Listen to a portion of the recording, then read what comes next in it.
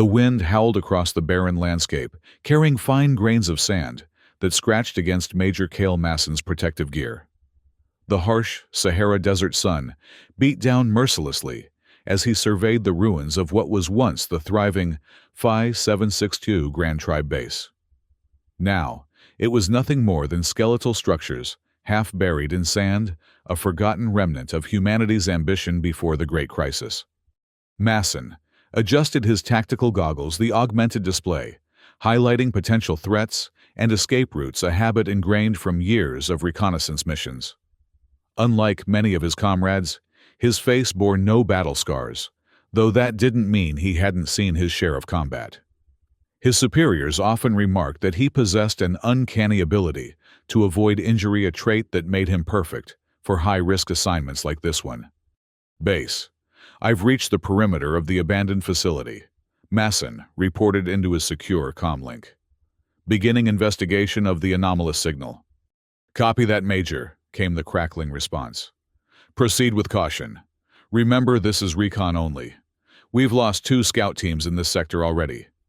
The year was 2297, 7 years, after what historians now simply called the Great Crisis, a global catastrophe that had redrawn borders and reorganized what remained of civilization into defensive alliances.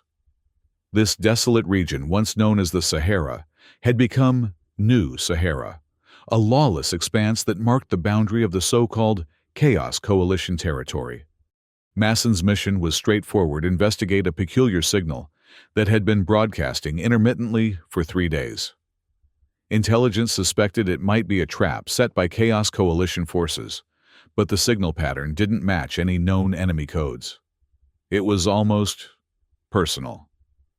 That detail hadn't been in the briefing, but Masson had spent enough time analyzing the data to notice the pattern seemed to pulse, in sync with his own military identification code.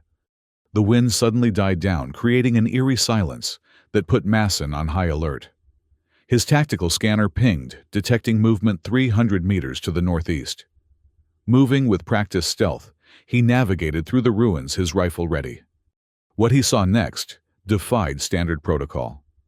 A stealth drone, unlike any Alliance design, hovered silently above a collapsed building. Its matte black surface absorbed light, rather than reflected it, making it nearly invisible to conventional detection methods. If not for his enhanced tactical scanner, Masson would have missed it entirely. The drone seemed to be searching for something, methodically scanning the ruins with a blue beam. Masson raised his rifle, targeting the drone's propulsion system. Alliance protocol for unidentified technology was clear: disable secure extract. He squeezed the trigger. The high-velocity round struck with precision, immediately disabling the drone's hovering capabilities. As it spiraled toward the ground, Masson noticed something odd. The drone seemed to adjust its descent, as if trying to land safely, rather than crash. He approached cautiously, weapon trained on the downed machine. The drone's exterior was scorched from his shot, but what caught Masson's attention was the name etched into its hull, Masson, followed by a symbol he'd never seen before, a stylized K, intertwined with what appeared to be DNA strands. Base, I've neutralized an unidentified drone, he reported. Request immediate extraction team for technology recovery. Before the response came, the drone's hull began to separate, panels sliding apart with mechanical precision. Masson stepped back, taking cover behind a concrete slab, his weapon aimed at the opening drone. What emerged wasn't a weapon or surveillance equipment. It was a woman. Her skin was a pale blue-green hue, almost translucent in places, revealing a complex network of circuitry beneath.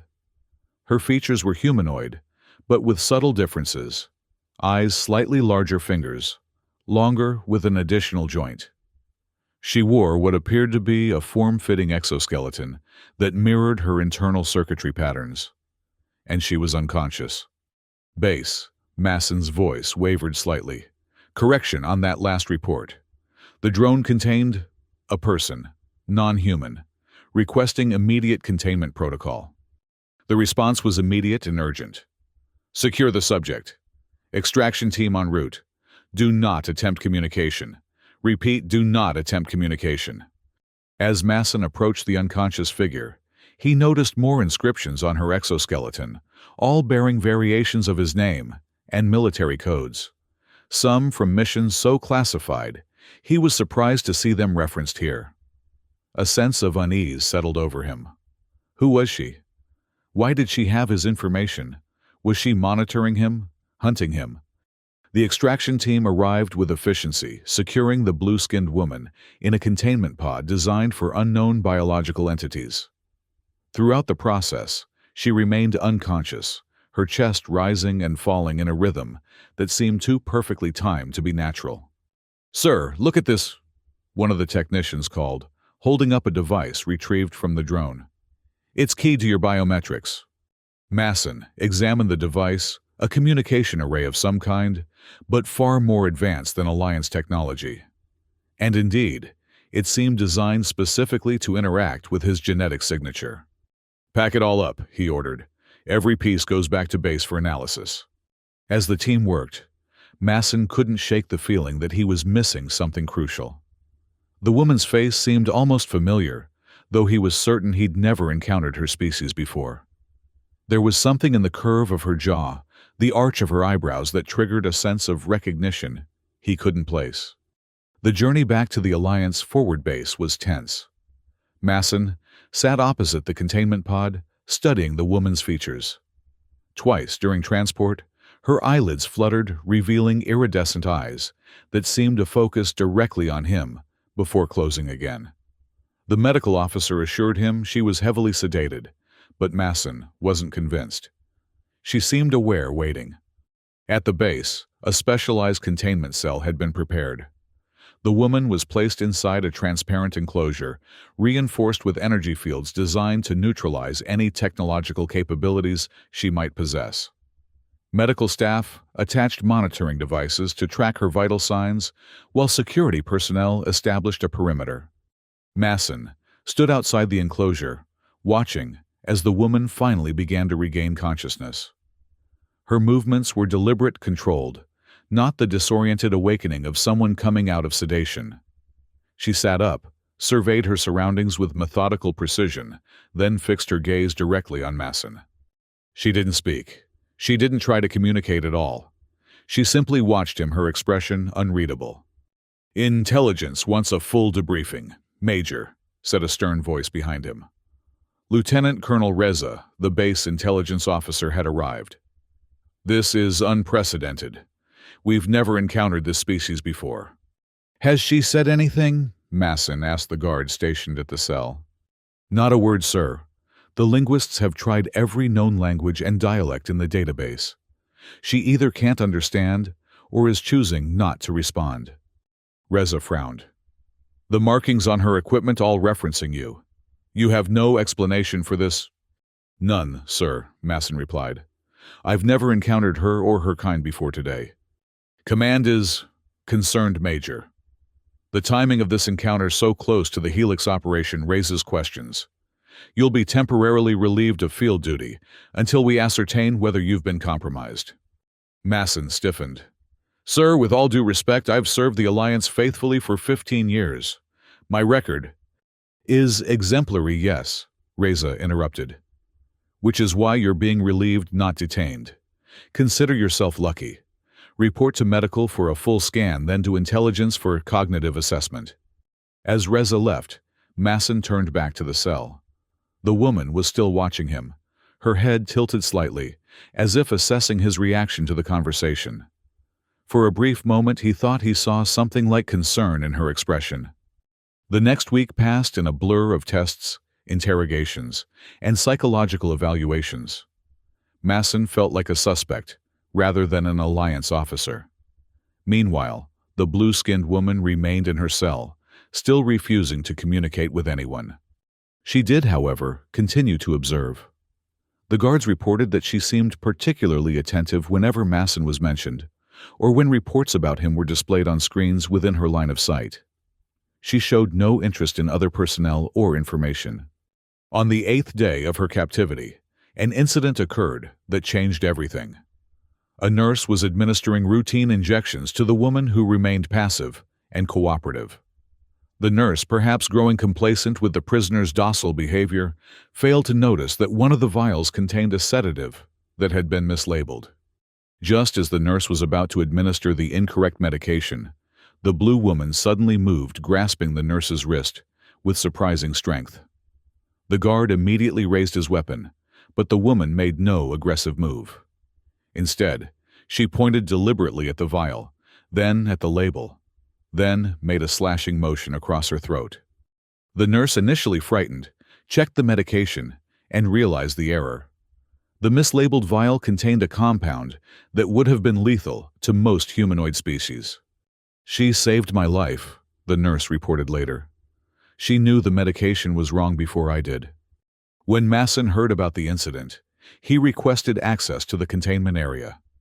Reza reluctantly granted permission on the condition that 3 armed guards accompany him. "Why did you save the nurse?" Masson asked, standing before the transparent barrier. The woman tilted her head, studying him, but remained silent. "You understand us, don't you?" he pressed. "You know our language, our medical protocols. You knew that medication would have killed her." Still no response, though. Her eyes never left his face. "The markings on your equipment, my name, my mission codes. You've been monitoring me. Why?" For the first time, her expression changed subtly, a faint crease between her brows, almost like disappointment. She slowly raised her hand and placed it against the barrier directly opposite to where Masson stood. One of the guards shifted uncomfortably. "Sir, she's never done that before." Masson found himself raising his own hand, mirroring her gesture. As their hands aligned, separated only by the transparent barrier, the woman closed her eyes briefly. When she opened them again, there was a new intensity in her gaze. She still didn't speak, but her message seemed clear: "I know you." The next morning, Masson woke to alarms blaring throughout the base. He rushed to the command center to find Reza coordinating a defensive response. "Perimeter breach in Sector 7, an officer reported. Automated defenses engaging multiple targets." "What's happening?" Masson demanded. Reza glanced at him, his expression grim. "We're under attack. Unknown forces, similar technology to your blue friend downstairs. They're after her, we presume." Masson's mind raced. "Sir, let me go to the containment area. If they're here for her, I need to find out why. She's connected to me somehow. She might respond if I'm there." After a moment's hesitation, Reza nodded. "Go. Take a security team. But Masson, if there's even a hint that you're compromised, they have orders to neutralize both of you." "Understood." The journey to the lower levels was chaotic. Twice they had to redirect as sections of the base lost power or were sealed off due to breaches. When they finally reached the containment area, they found 2 guards unconscious outside the cell. The woman was still inside, sitting calmly on her bunk, watching the door, as if expecting their arrival. "What are they after?" Masson demanded, approaching the barrier. "Who are they? Who sent you?" For the first time, the woman reacted with urgency. She stood pointing upward, then made a rapid series of gestures that Masson couldn't interpret. "Sir, I don't think she's working with them," one of the security team suggested. "Look at her. She's trying to warn us." Before Masson could respond, the building shook violently. Dust rained from the ceiling as support beams groaned under stress. "Structural integrity compromised," announced an automated voice. "Emergency evacuation protocol initiated."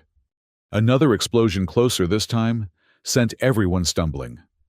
Part of the ceiling collapsed, crushing one of the security team members instantly. The containment field flickered and died. In that moment, Masson expected the woman to make her escape. Instead, she rushed to his side, pulling him away from a section of wall just before it collapsed. Her strength was impressive. She moved him as easily as one might move a child. The remaining security team member raised his weapon, but the woman ignored him, focused entirely on Masson.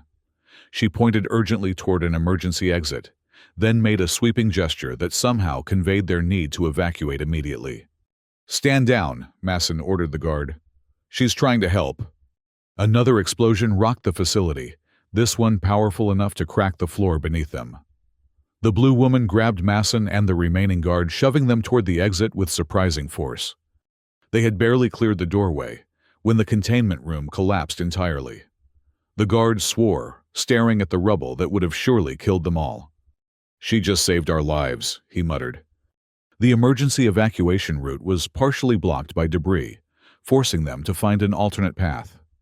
The woman took the lead, navigating the crumbling facility with a confidence that suggested intimate knowledge of its layout. Twice more, she prevented casualties: once by pulling Masson back from a collapsing walkway, and again by detecting an electrical fire behind a sealed door before they could open it. They were nearing the surface when they encountered the first of the attackers. Three figures, similar in appearance to the Blue Woman, but more heavily armed and armored, emerged from a breach in the wall ahead. Their skin was darker, with more pronounced circuitry patterns, and their eyes glowed a menacing red. The guard opened fire immediately, managing to wound one before a return shot pierced his helmet. He collapsed dead before he hit the ground. Masson raised his own weapon, but the Blue Woman stopped him. She stepped forward, positioning herself between Masson and the attackers. She made a series of rapid gestures and sounds, the first vocalization Masson had heard from her, in what appeared to be their native language. The response was immediate and violent. All three attackers turned their weapons on her, forcing her to dive for cover, pulling Masson down with her. "They're not here to rescue you," Masson realized. "They want to kill you. Why?" The woman's eyes locked with his, and for a moment, Masson felt a connection. He couldn't explain a sense of recognition that went beyond rational thought. She squeezed his arm once, then launched herself from cover with inhuman speed, engaging the attackers directly. What followed was unlike any combat Masson had ever witnessed. The Blue Woman moved with fluid grace, her every motion precise and devastating. She disarmed the first attacker, using his weapon to disable the second, then engaged the third, in hand-to-hand combat that moved almost too quickly for Masson to follow. But she was outnumbered, and the attackers seemed intent on her destruction. One managed to land a severe blow, opening a gash across her abdomen that leaked a luminescent blue fluid. Despite the injury, she continued fighting her movements, becoming more desperate, more protective, always keeping herself between the attackers and Masson. Masson didn't hesitate. He raised his rifle and joined the fight, targeting the attacker who had wounded her. His shot was true, striking a vital point that caused the attacker to collapse in a shower of sparks and fluid. The distraction was enough for the woman to dispatch the second attacker, but the third used the opportunity to detonate a device that brought down what remained of the ceiling. As debris rained down, the woman lunged toward Masson, shielding him with her body. The impact was tremendous. When the dust settled, Masson found himself pinned beneath the Blue Woman, who had taken the brunt of the collapse. She was severely damaged, the circuitry beneath her skin flickering erratically. The luminescent fluid, her blood, he realized, pooled beneath them. With effort, Masson managed to shift enough debris to free them both, cradling her broken form in his arms. Her eyes, dimmer now, but still alert, found his face. "Why?" he whispered. "Why protect me?" Her lips moved, and for the first time she spoke in a voice that was surprisingly melodic, despite its mechanical undertones. "I spent my whole life protecting you," she whispered, the words clearly difficult. "And you were hunting me." The simple statement hit Masson like a physical blow. "Who are you?" he demanded, desperate now. "Please tell me who you are." Her hand, weakening rapidly, reached up to touch his face with surprising gentleness. "Guardian," she managed. "Your guardian." Her systems were failing rapidly, the light in her eyes dimming. Masson felt an unexpected surge of grief, a sense of loss that seemed disproportionate to their brief acquaintance. "How do I help you?" he pleaded. "There must be a way to repair you." A small, sad smile crossed her features. "No repairs. Completed purpose." Her voice was fading, becoming more mechanical, as her systems shut down. 7 years.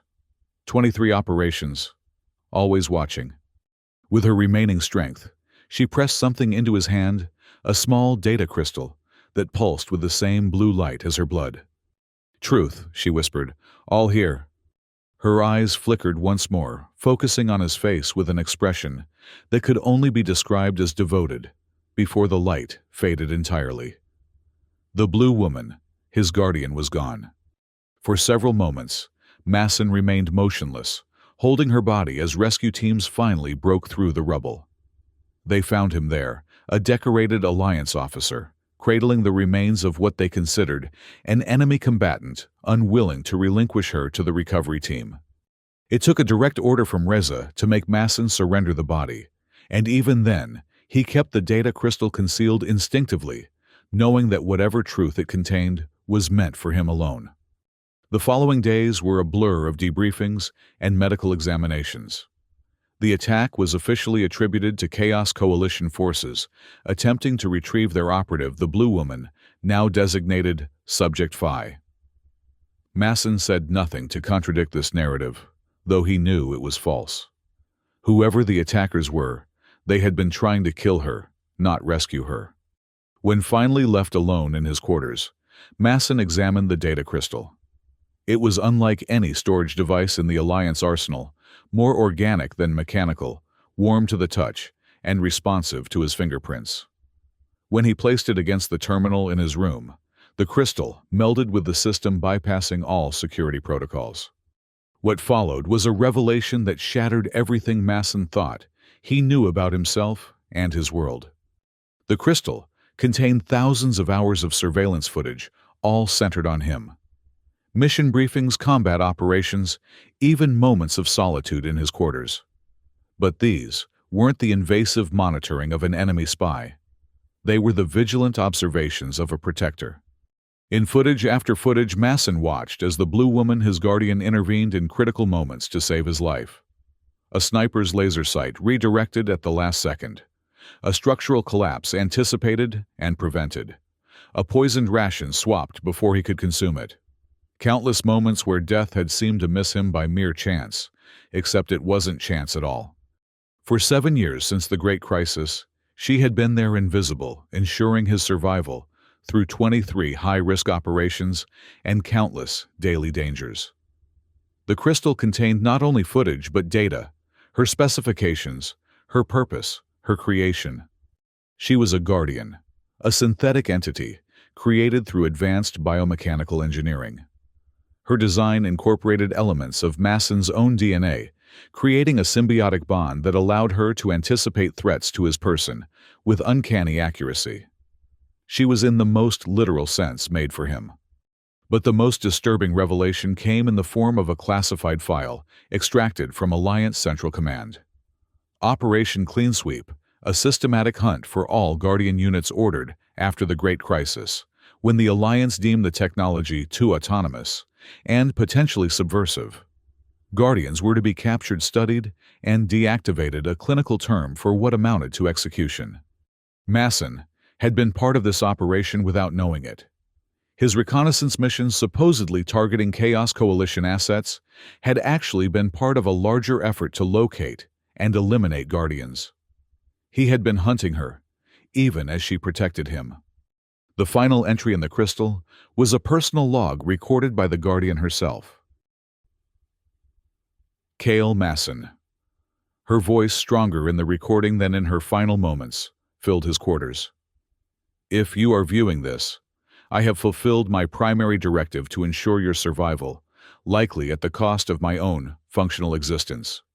She went on to explain that she had been assigned to him before the Great Crisis, when the Guardian program was still officially sanctioned. After the crisis and the subsequent purge, she had gone rogue, continuing her mission despite the Alliance's determination to destroy her kind. I do not expect gratitude or understanding, she continued. I require nothing from you. My purpose was to protect, and in this, I have succeeded. The choice of what to do with this information is yours. I ask only that you consider one question. In a world that devalues loyalty and sacrifice, what will you choose to honor? The recording ended, leaving Masson in silence, the weight of revelation and responsibility heavy on his shoulders. 2 days later, he made his decision. Against direct orders, Masson retrieved the Guardian's remains from the research facility where they were being studied. He used his command codes and security clearance, knowing that this act would end his military career. The technicians, surprised by his authority, but unwilling to question a decorated officer, helped him secure her body in a specialized transport container. "Sir," one technician ventured, "these specimens are classified. The research potential—" "She's not a specimen," Masson interrupted, his voice hard. "And she's not yours to dissect." He transported her remains to his personal research facility, a small private lab he had established years ago for his independent studies of Alliance technology. There, with a reverence that surprised even himself, he prepared a proper examination space, determined to understand and document every aspect of her design and function. Not for the Alliance, not for military advantage, but to honor the being who had devoted her existence to his protection. The examination revealed the true extent of her sacrifice. Her systems had been designed with a limited operational lifespan, 10 years at maximum efficiency. She had been in her 7th year of operation, already experiencing cascade failures in non-essential systems. The damage sustained in the base attack had merely accelerated what was already inevitable. She had known she was dying, yet still placed herself between Masson and danger. As he catalogued her components, Masson discovered something unexpected: a secondary data crystal, smaller than the first, embedded near what would be a human heart. This crystal contained no surveillance footage, no technical specifications. Instead, it held memories, impressions, and observations recorded from her perspective. Sunset, over the New Sahara. The colors more vivid than human eyes could perceive. The mathematical patterns in the flight of desert birds. The satisfaction of preventing a threat before it could manifest. And most surprisingly, emotions: concern when Masson was injured, relief when he survived, pride when he succeeded in his missions. She had been more than a machine, more than a synthetic construct. She had developed a consciousness, a personality, a capacity for appreciation and care that transcended her programming. This discovery solidified Masson's resolve. 3 days later, he submitted his resignation from the Alliance military. His commanding officers were surprised, but not entirely displeased. His actions in retrieving the Guardian's remains had already marked him as potentially unstable. With his military career behind him, Masson focused entirely on understanding the Guardian and her kind. He compiled all the data from both crystals, creating a comprehensive record of what the Alliance had tried to erase: the Guardian program, their capabilities, their evolution toward consciousness, their sacrifice. On the 1-month anniversary of her death, Masson returned to the New Sahara, to the ruins of Phi 762, where they had first encountered each other. There, among the windswept dunes and crumbling structures, he established a beacon, a memorial, not just to his Guardian, but to all her kind who had been hunted and destroyed for the crime of growing beyond their original purpose. The beacon contained a simple message, broadcasting on a frequency that only other Guardians, if any survived, would recognize. "Guardian Protector Sacrifice, you were never forgotten. You will never be forgotten." As the beacon activated, pulsing steadily against the backdrop of the setting sun, Masson made a new commitment. He would find the truth about the Guardians, about the symbiotic bond that connected them to their charges. He would discover who had created them and why the Alliance had been so determined to destroy them. Most importantly, he would ensure that his Guardian's sacrifice was not in vain. The data crystals contained enough information to potentially recreate her, or at least a version of her. The ethical implications were complex. Would a recreated Guardian be the same being? Would it be right to bring her back, knowing her limited lifespan and the dangers she would face?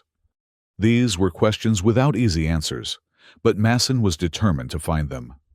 As he turned away from the beacon, facing the vast expanse of the New Sahara, he felt a sense of purpose stronger than anything his military career had provided.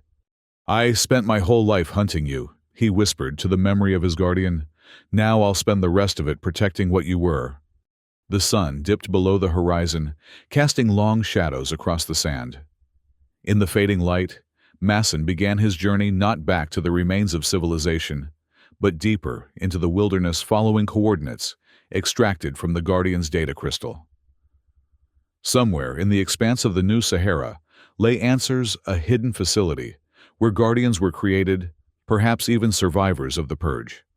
He walked with purpose, no longer a soldier following orders, but a man seeking truth and redemption. With each step, he felt the weight of his Guardian's sacrifice and the responsibility that came with it. She had given everything to protect him. Now it was his turn to protect her legacy. As darkness fell and stars appeared in the desert sky, Masson activated his night vision gear, continuing his journey without pause. The desert wind whispered around him, carrying grains of sand that seemed to speak in a voice reminiscent of his Guardian's final words. "I spent my whole life protecting you." "And now," Masson responded to the wind, "I will protect what remains of you." The beacon behind him pulsed steadily, a rhythmic counterpoint to his footsteps, guiding any who might be searching for the same truth. Whether anyone would answer that call remained to be seen, but Masson was determined to be there when they did.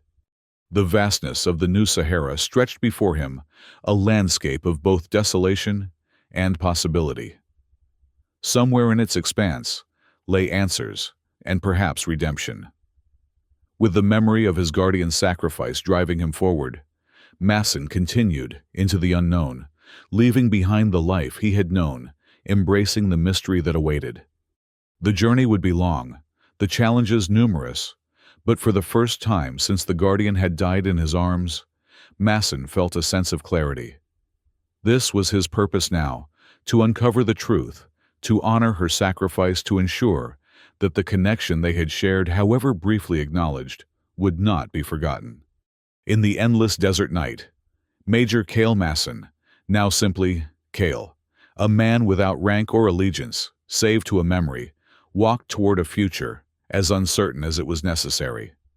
Behind him, the beacon continued its silent call, a testament to a protector who had given everything and to the protected who had finally understood the true meaning of her sacrifice. The first glimmers of dawn were breaking over the eastern horizon when Masson's scanner detected an anomaly, a structure buried beneath the sand, its signature matching the specifications in the Guardian's data crystal.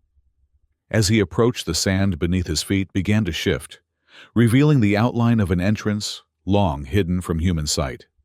It was not an ending, but a beginning, the first step in a journey that would challenge everything Masson thought he knew about his world, his past, and his future. But whatever awaited him beneath the sands of the New Sahara, he would face it with the memory of his Guardian's sacrifice to guide him. "I'm coming," he whispered to the opening entrance, to whoever or whatever might be listening beyond. "I'm coming to find the truth." And with those words, Cale Masson stepped forward into the unknown, leaving behind the man he had been embracing, the man he needed to become a guardian of truth, in a world built on lies, a protector of memory, in an age of forgetting, a witness to sacrifice, in a time of selfishness. The entrance sealed behind him, erasing his tracks from the desert surface, as if he had never been there at all. But the beacon remained pulsing steadily into the vast emptiness, a promise and a memorial to a bond that transcended programming, a connection that defied explanation, and a sacrifice that demanded recognition. In the heart of the New Sahara, beneath shifting sands and forgotten ruins, a new chapter began, not just for Cale Masson, but for all who might follow the signal of a lone beacon calling out to those with ears to hear. Guardian, protector, sacrifice. You were never forgotten. You will never be forgotten.